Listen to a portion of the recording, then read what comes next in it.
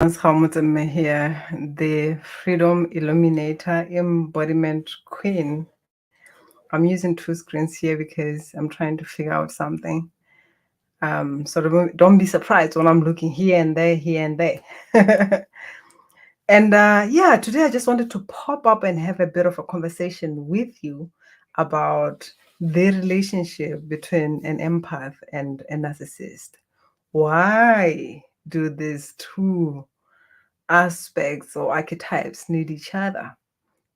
And you may be an empath, and part of you is like, ah, you are emotionally drained and you are tired of attracting these people, but at the same time you find yourself always in that dynamic, or you are still stuck in it.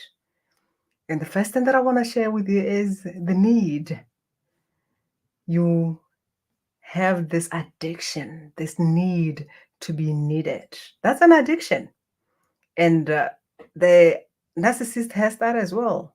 The narcissist craves that attention, that admiration, and you also thrive on that external focus, wanting to help and support everybody, being compassionate and understanding. And your attention is outside who need me. You confuse being needed with love. And I believe when you look at the relationships, no matter how long you stayed, you may remember the words that you use. You often say, they need me, he needs me, she needs me. Where is that coming from? The deep addiction of wanting to be needed so badly. So these are the things that brings you that attracts this narcissist to you, and the narcissist is also coming through because that's what they want. I want to be admired. I'm seeking that attention, and you are the right person to provide it. This is why you find yourself where you find yourself. This is why you are so stuck, and you feel like if you choose to leave, something may not be okay if you choose to be out. So you'd rather stay there and be milked for any and all energy because this is what you need for you to survive. You don't know who you would be if you are needed. You feel lost if no one needs you. So I want you to pay attention to that addiction. Because you often, this whole they need me, you're just coming through without any boundaries. Because an addict doesn't have any boundaries. It's more like I'm just gonna get a hit, and your hit when other people are getting it from drugs and alcohol and all sorts of things. Your hit is just that by feeling that need, like this person needs me. And when you're working with someone who is very manipulative, they tell you what they want to tell you. At times they can share with you that vulnerability, like, oh, I don't, even though I may act like this at times and hurt you, I still feel inadequate. It's not like I feel better or anyhow. And it's kind of like, oh, they're just admitting that they feel inadequate, so they need me. You gotta work on that. Because the truth is, you can't have boundaries if at all you need that addiction is more demanding of you than knowing that this is enough. This is how much I can take, and I can't take more of this anymore.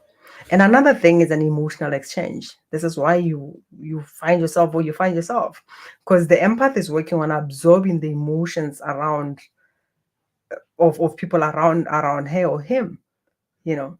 And the narcissist is good at projecting those emotions. So if you don't have boundaries and you do not know how to protect yourself so that you don't take in all this, because at some point you end up even not being sure what is yours and what is not, because you are just taking all that is being projected to you, and eventually it's like mixed up. You don't know what is yours, what is not yours. It's confusing to your system. It's confusing to all your beingness. So when you're talking about that emotional wellness and the stability, you don't function from that. You are just functioning from this dynamic that is going on. And unfortunately, if there was a balance, of the people that you're around who are able to also project those positive emotions, it would be better. But the thing is, narcissists are more like vampires. They need your blood for them to survive, for their heart to beat. And they're going to drain every single part of you. They're going to project that negative energy to you. And this is what you are taking in. It doesn't serve you in the long run, because even a bank account needs a deposit. So who is depositing to you if you are busy bringing all this negativity, and now it's mixed with your own? You don't even know what belongs to you and what doesn't. So this has to stop if at all you are willing to really know and use this gift, because empathy is a gift if you know how to use it. If you are operating from love, not from the fear and the need to be needed, which is, like I said, is an addiction. So you're just gonna keep on, even if you get out of the situation that you are in, you're gonna find somebody else who's gonna need you, because you're ignoring the most important person here, the one who needs you the most, which is you. And let's talk about the influence and control, the dynamic that is playing. Your intentions are pure in the sense that you want to influence, like you are more externally focused. You want to influence other people. You want to support other people. You are focused outside to know what is happening so that you can bring in the harmony, the peace that at the core of your being you want to share. Even if it's love, like, oh, I want to share love. I just want to love people. Yes, you are coming from a good space. Your intention is good. But the thing is, it's externally focused, you know, because you are looking at the outside environment to see what is going on, because you want to bring the change. And the narcissist is also looking outside more from what can I have control over, what can I have power over, right? They're doing it for their own benefit, and you are there beaming this energy for them to take. And the one thing that I just want to share with you quickly is being able to discern, because the reason why most of you are drained is because you stay in a situation way too long, being stuck in this whole thing that they need me. You get to have boundaries. You get to be able to discern, as in, like, when is the right time for me to pull back here? I have given enough. Can I now stop and give to myself? When can I have these boundaries? What are your non-negotiables when it comes to boundaries, where you know that no matter what, I'm not going to let anyone through this. This is my space and it's for me only. This is when somebody crosses this line, it's a no.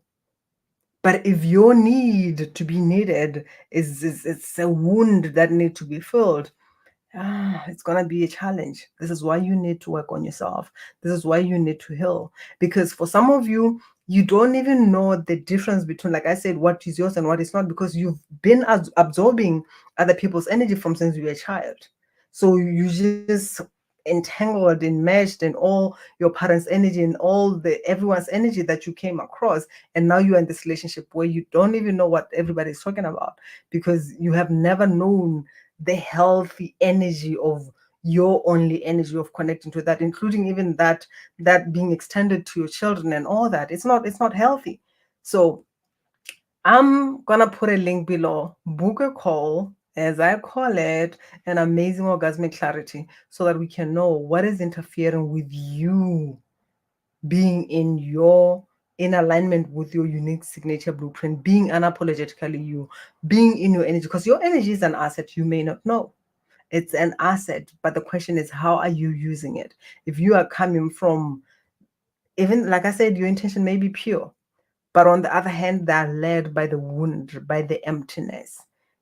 So you get to go there and deal with that so that you can come from within. Because if you are coming from outside, looking from outside and wanting to fix things from out there, you're going to be lost out there.